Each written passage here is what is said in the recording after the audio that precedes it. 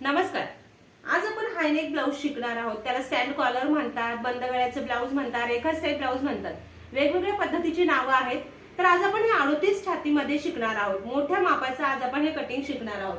बऱ्याच ताईंना कॉलर जोडतात कशी, शिवायची कशी याच्या अडचणी आहेत. सगळं समजून सांगणार आहे. त्यामुळे व्हिडिओ शेवटपर्यंत बघा, म्हणजे तुम्हाला यातील बारकावे व्यवस्थित समजणार आहेत. इथे मी हा घडीचा पेपर घेतलेला आहे. यात आपल्याला मागचा भाग, पुढचा भाग दोन्ही भाग सोबत काढायचा आहे. सुरुवातीला आपण घेणार ब्लाऊजची उंची अधिक 1 इंच शिलाई मार्जिन. ब्लाऊजची उंची आहे 14 इंच, 1 इंच शिलाई मार्जिन ऍड केलं 15 इंच. त्यानंतर तर शोल्डर मुंड्याची माप घ्यायची. आता 38 छातीचा आहे.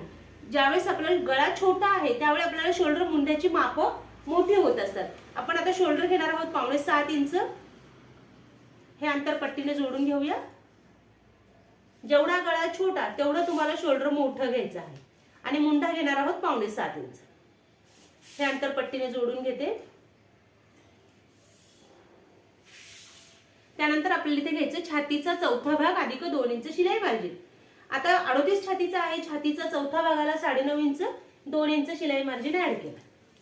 हे अंतर पट्टीने जोडून घेते आणि खाली सरळ जोडून घ्यायचं. कमर घेराचं अंतर घेण्याची गरज नाहीये. त्यानंतर आपल्याला मुंड्याचे आकार द्यायचे. बाहेरच्या बाजूला अर्धा इंचाचं मार्किंग केलं, आतल्या बाजूला अर्धा इंचाचं मार्किंग केलं. हे मुंड्याचे आकार देण्याची अगदी सोपी पद्धत आहे. आणि हे अंतर वरती शोल्डर पर्यंत जोडून घेतलं. वरतीपर्यंत तुम्हाला मुंड्याचे आकार देताना हात वर नेण्याची गरज नाही. आतल्या पॉइंट पासून बाहेरच्या बाजूला 1 इंचाचं मार्किंग केलं. इथे कोपऱ्यात गोल आकार देत वरती जोडून घेतलं. आणि इथून आतल्या बाजूला 1 इंचाचं मार्किंग केलं आणि हा पुढच्या मुंड्याचा आकार दिला. हे झाले दोन्ही मुंड्यांचे आकार देऊ. त्यानंतर आपण घेणार गळाखोली. गळाखोली घ्यायची आहे 4 इंच. गळ्याची उंची तुमच्या आवडीनुसार घ्या. आता माझा पुढचा गळा 4 इंच आहे. 1 इंच शिलाई मार्जिन ऍड केलं 5 इंच. आता खालच्या बाजूला मला एवढा पसरट गळा नकोय, तर इथलं खालचं अंतर मी 3.5 इंच घेतलेलं आहे. तुम्ही तुमच्या आवडीनुसार हे अंतरात बदल करू शकता. अजून पण कमी करू शकता. खालचं अंतर जर पसरट तुम्हाला कमी हवंय तर इथलं अंतर तुम्ही छोटं करू शकता. आता वरच्या बाजूला आपल्याला हायनेक साठी अंतर वाढवायचं आहे. तर ते अंतर घेताना हे जे अंतर आहे या अंतरापेक्षा अर्धा ते 1 इंच अंतर जास्त घ्या. कारण ज्यावेळेस आपण ही बाजू त्या बाजूला इकडच्या बाजूकडे जोडणार त्यावेळेस आपल्याला तो जॉईंट द्यावा लागतो. तो जोडताना कमी पडायला नको. त्यासाठी तुम्हाला हे अंतरापेक्षा 1 इंचाने अंतर जास्त घ्यायचं. आता आपण हे इथे अंतर घेतलं 4 इंच. इथे वरती अंतर घेऊया 5 इंच. एवढं लागत नाही. 4.5 इंचापर्यंत पुरेसं होतं. पण थोडं अर्धा इंच एक्स्ट्रा असू देत. म्हणजे काय होतं, जोडताना कमी जास्त होत नाही. काही शिवणामध्ये कपडा जास्त दाबतात तर कधी कधी जोडताना हे अंतर कमी पडू शकतं. मग हे जे 4 इंच अंतर आहे त्याचं मध्य केलं म्हणजे 2 इंच. म्हणजे आपली ही कॉलर जी आहे ती 2 इंचाची तयार होणार आहे. त्यानुसार तुम्हाला इथे आकार द्यायचा आहे. आता काही ताईंना इथे छोटं पाहिजे असेल तर तुम्ही इथलं अंतर कमी करून वरतून 2 इंचापासून तुम्ही मार्किंग करू शकता. कसं ते सांगते. आणि गळ्याला पाहिजे तो आकार तुम्ही इथे देऊ शकता. आता वरून असा आकार आहे पण मला इथे थोडं कमी हवा आहे. हा असा आकारात तुम्ही इथे थोडं छोटस बदल करू शकता. हे झालं वरती हायनेकचं मार्किंग आपण. आता हे कापायचं कसं, जोडायचं कसं, शिवायचं कसं हे पण समजून सांगणार आहे. आता पहिले आपण खालचं कटिंग करून घेऊया. इकडच्या बाजूकडनं मी हे 3.5 इंचाचं मार्किंग केलं. आता ह्या पॅटर्न मध्ये सगळे पार्ट निघतात. वेगळं तुम्हाला काही काढावं लागत नाही. फक्त कपड्यावर अंतर वाढवावं लागतं. इकडे 3.5 इंच मार्किंग केलं, इकडे 2.5 इंचाचं मार्किंग केलं. हे अंतर पट्टीने जोडून घेते. त्यानंतर इथे टक्सचं मार्किंग करायचं. ह्या पॉइंट पासून आपल्याला छातीचा 10वा भाग हे अंतर घ्यायचं आहे. आता छातीचा 10वा भाग किती येणार.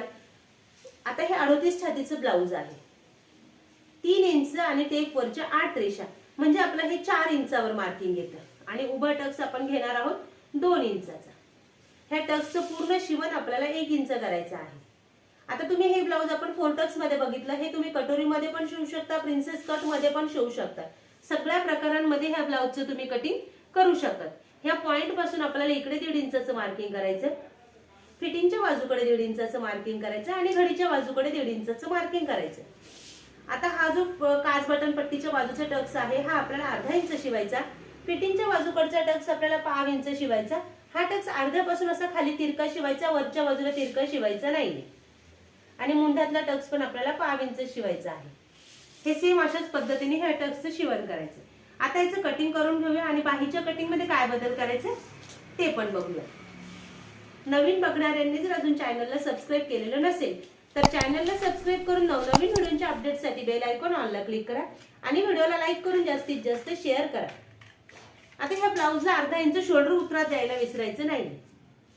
मुंड्याच्या बाजूकडे शोल्डर उतार द्यायचा अर्धा इंच, म्हणजे गळ्यात ब्लाऊज ओढल्यासारखा खेचल्यासारखा होत नाही. शोल्डर अगदी परफेक्ट बसतं. कधी कधी शोल्डर खेचल्यासारखं होतं, ते होऊ नये त्यामुळे आपल्याला हा बाहेर शोल्डर उतार द्यायचा आहे. आणि आपण वरती हे कटिंग सगळं करून घेणार. दोन्ही भाग सोबत काढायचे, कारण मागचा भाग पुढचा भाग कटिंग करतोय ना आपण सोबत. तुमच्या काही अडचणी असेल तर कमेंट करत चला. तुम्हाला कसा व्हिडिओ बघायला आवडेल तेही विचारत चला. ब्लाऊज शिवला तर कसा बसलाय हेही कमेंट करा. आता हा पुढचा भाग, आता हे जे वरती आपण वाढवलेला आहे हे आपल्याला मागच्या भागात काही गरज नाहीये. मग ते मागच्या भागातून आपण ते वाढवलेलं अंतर काढून टाकूया.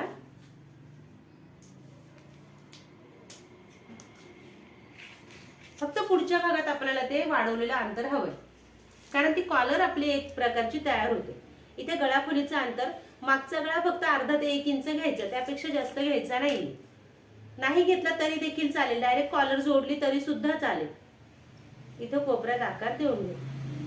खालचा टक्स घेताना आडवा टक्स 4 इंचचा घेऊया आणि उभा टक्स तुम्ही जर गळ्याला काय डिझाईन केलंय त्यानुसार टक्सची उंची ठरवा. गळ्यापेक्षा 5 इंचाने टक्सची उंची कमी घ्यायची आणि हा टक्सचं पूर्ण शिवण आपल्याला करायचं आहे 1 इंच. आता याचं कटिंग करून घेऊया.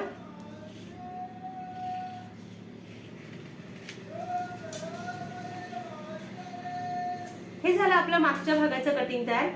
आता पुढच्या भागाचं कटिंग करून घेऊया. मुंड्याचा आकार कापून घेऊया. आधी काय होतं, हा जर आकार कापायचा राहिला तर आपला ब्लाऊज बिघडू शकतो. हे झाले दोन्ही मुंड्यांचे आपले आकार कापून. मग त्यानंतर आपण ही कॉलर कापणार आहोत.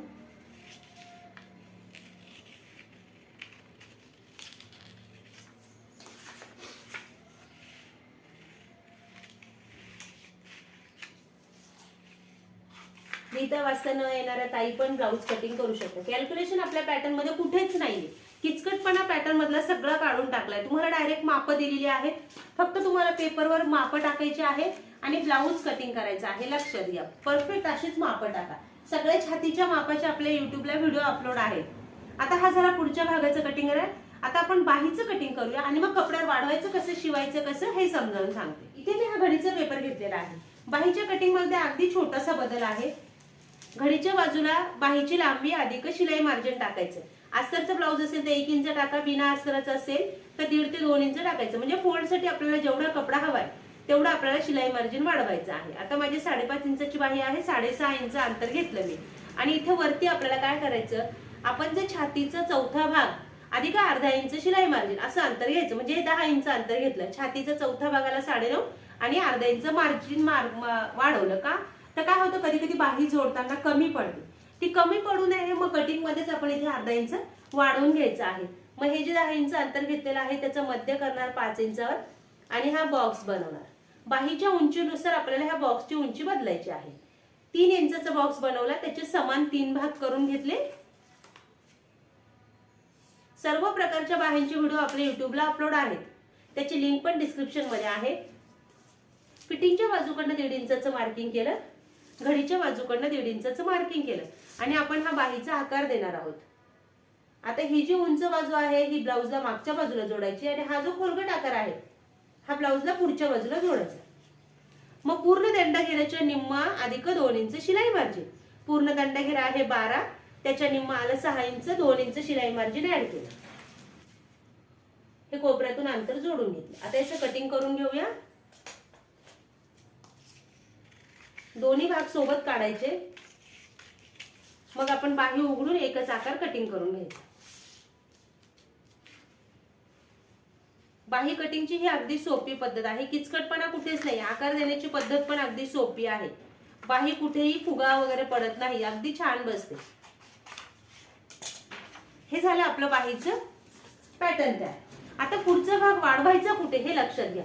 ज्यावेळेस आपल्याला कपड्यावर कटिंग करायचं, कपड्यावर कटिंग करताना ही वरची बाजू आणि ही खालची बाजू तुम्हाला शिलाईसाठी जेवढा कपडा लागणार आहे अर्धा ते पाव इंच तेवढा तुम्हाला कपडा वाढवून घ्यायचा आहे. कारण काय होतं, ज्यावेळेस तुम्ही फिटिंग कराल हे भाग जर वाढवायचे राहिले तर तुम्हाला फिटिंग करताना मागचा पुढचा भाग कमी जास्त होऊ शकतो, तो होऊ नये. त्यामुळे तुम्हाला हे दोन्ही भाग आपल्याला कपड्यावर वाढून घ्यायचे आहे. आणि ही कॉलर जोडण्याची पद्धत अगदी सोपी आहे.